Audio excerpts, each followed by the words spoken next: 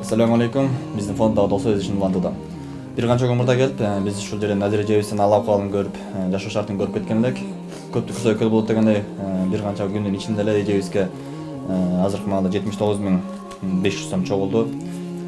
Biz bu жерге келип Ceviz'in ahval-ahvalын көргөн кезде ушул үйдүн ээси Ceviz'ге $4.000 деп баалап жаткан үйүн $2.000 берем деген, тагыра $150.000 сомго. Biz көптүк сөйкөл болот дегенде азыркы маалда ушул Ceviz'ге колубуздан келген акчаны чогултуп кетип бердик.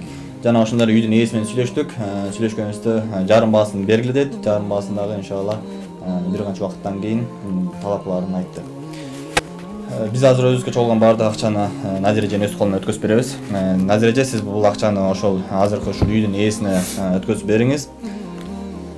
Бул сизге толук чогулган акча сизге.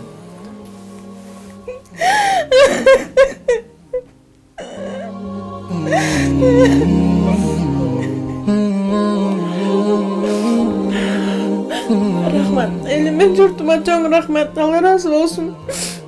Şunu gütken mesleğim uşunday olur. Sizlerge de rahmet Allah. Allah razı olsun sizlerge de.